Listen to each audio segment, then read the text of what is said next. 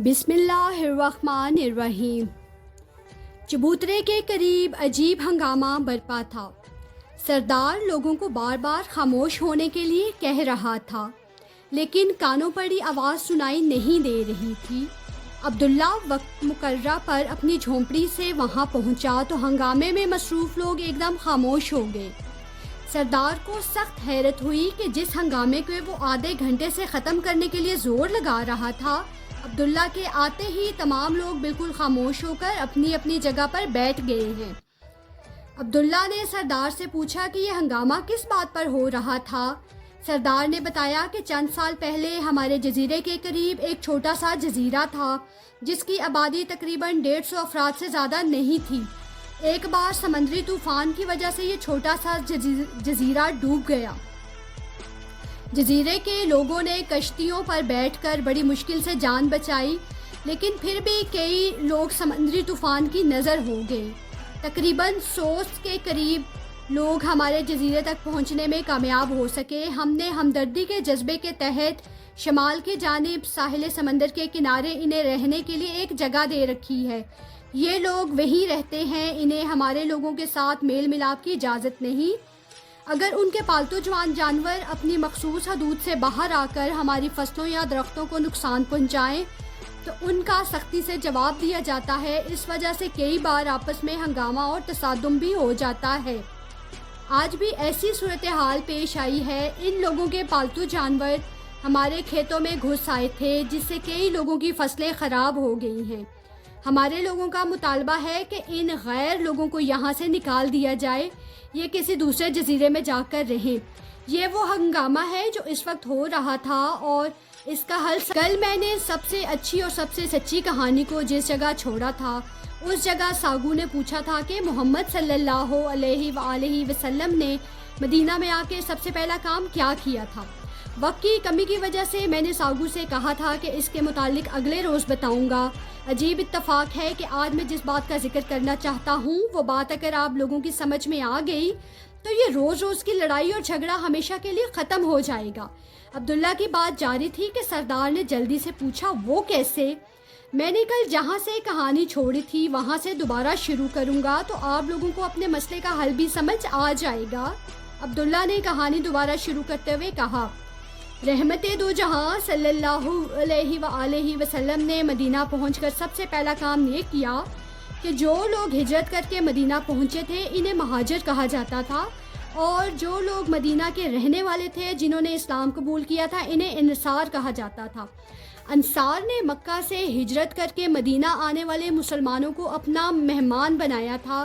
عربی زبان میں انصار مدد کرنے والوں کو کہتے ہیں، اس لیے مدینہ کے مسلمان انصار کہلائے۔ رحمت دو جہاں صلی اللہ علیہ وآلہ وسلم نے انصار اور مہاجرین کی طرف اشارہ کرتے ہوئے انصار سے مخاطب ہو کر فرمایا، آج سے یہ تمہارے بھائی ہیں۔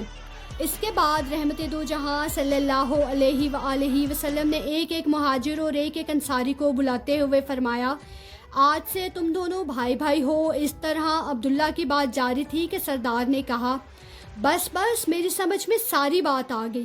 میرے جزیرے کے ساتھ اور ڈوبنے والے جزیرے کے لوگوں کے درمیان لڑائی اور فساد کا ایک ہی حل ہے کہ ان دونوں کو آپس میں بھائی بھائی بنا دیا جائے۔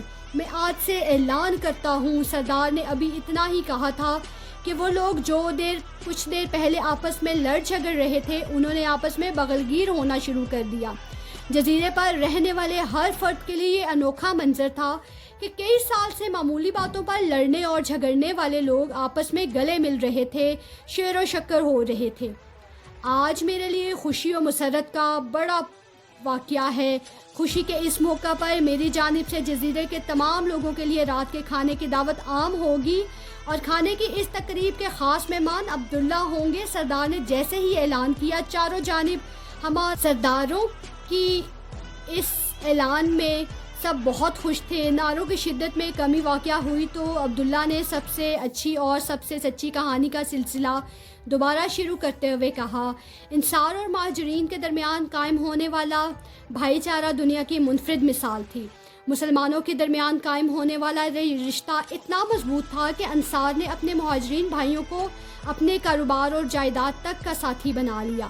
جس کے پاس 2 گھر تھے اس نے اپنا ایک گھر مہاجر بھائی کو دے دیا۔ اگر کسی کے پاس گھر کا سامان نہ تھا تو اپنے آدھے سامان اپنے مہاجر بھائی کے حوالے کر دیا۔ دوسری طرف مہاجر بھی ایسے تھے جو اپنے انصار بھائیوں پر بوجھ بننے کے بجائے محنت مزدوری اور چھوٹا موٹا کاروبار کر کے اپنی روزی کمانے لگے۔ عبداللہ سانس لینے کے لیے رکا تو باکو نے کہا، میرے خیال میں کہانی ختم ہو گئی ہے، اب تو سب لوگ سکون آرام سے رہنے لگے ہوں گے اور اپنے اپنے کاروبار میں مگن ہو گئے ہوں گے۔ ابھی تو کہانی جاری ہے اور اس کے آگے کئی اتار چڑھاؤ آنے والے ہیں، اس لیے خاموشی سے سنتے جائیں۔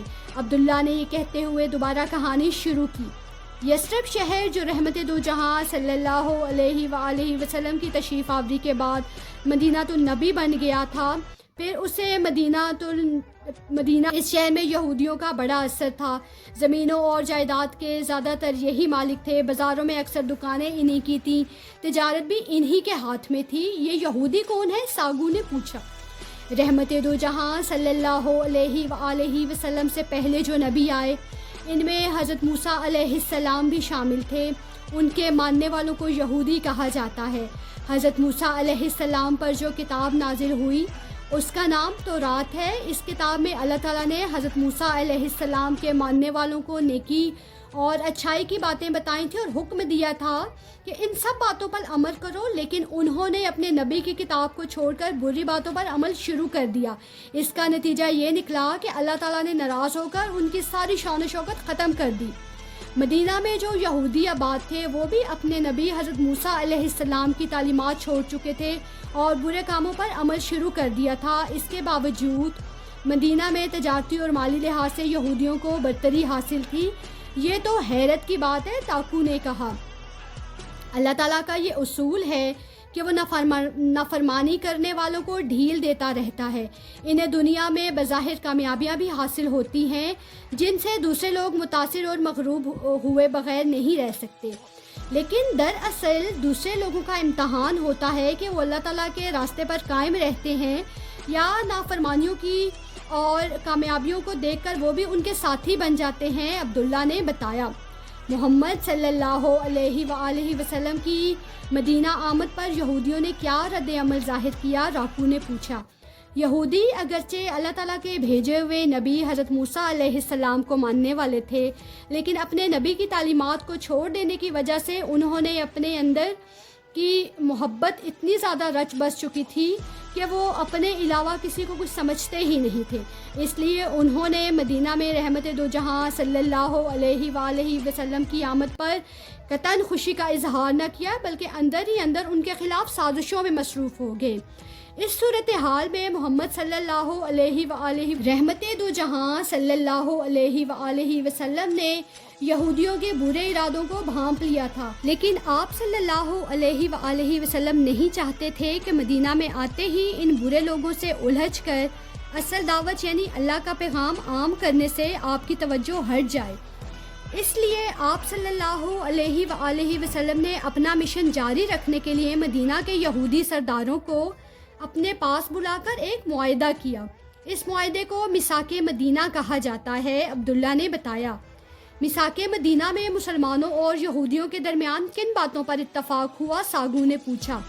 اس معاہدے میں طے ہوا کہ مسلمان اور یہودی اپنے اپنے مذاہب پر آزادی سے عمل کریں گے اور مذہب کے علاوہ دوسری باتوں میں دونوں ایک جماعت سمجھے جائیں گے۔ اگر ایک مسلمان صلح کر لے تو سب مسلمانوں کی طرف سے صلح سمجھی جائے گی۔ اگر کسی دشمنی سے مسلمانوں کی لڑائی ہوگی تو یہودی مسلمانوں کا ساتھ دیں گے اور ان کے دشمن سے لڑیں گے۔ اگر کوئی دشمن مدینہ پر حملہ کرے گا تو مسلمان اور یہودی مل کر اس کا مقابلہ کریں گے، اور اگر صلح ہو جائے تو دونوں طرف سے صلح سمجھی جائے گی۔ اس کے علاوہ اگر مسلمانوں اور یہودیوں میں کسی بات پر جھگڑا ہوگا تو اس کا فیصلہ اللہ اور اس کے رسول کریں گے۔ عبداللہ نے بتایا، یہودیوں کے ساتھ اس معاہدے کے بعد چاروں جانب امن و سکون ہو گیا۔ تاکو نے خیال ظاہر کیا، نہیں، ایسی بات نہیں۔ یہودیوں کی ہزارہ سال تاریخ گواہ ہے کہ انہوں نے تو اپنے نجات دہندہ اللہ کے نبیوں سے بھی وفا نہیں کی تھی، تو وہ اپنے معمولی فائدے کی خاطر انہیں قتل تک کرنے سے دریغ نہیں کرتے تھے۔ وقتی طور پر تو سکون ہو گیا تھا، لیکن وہ موقع کی تلاش میں تھے، کیونکہ مکہ سے مدینہ آنے والے مسلمانوں کی وجہ سے یہودیوں کی تجارت اور سودی کاروبار کا نظام شروع ہو چکا تھا اور مسلمانوں کو نقصان پہنچا تھا۔ مکہ سے آنے والے مسلمان بھی تاجر تھے، اس لیے مدینہ میں ان کی کاروباری اجارہ داری بھی ختم ہو گئی تھی، اس لیے انہیں مسلمانوں پر سخت غصہ تھا۔ اس کا اندازہ اس بات سے لگایا جا سکتا ہے کہ یہودیوں کے ایک سردار اور اس کا بھائی ابو یاسر ایک دن رحمت دو جہاں صلی اللہ علیہ وآلہ وسلم کی محفل میں سارا دن بیٹھے رہے۔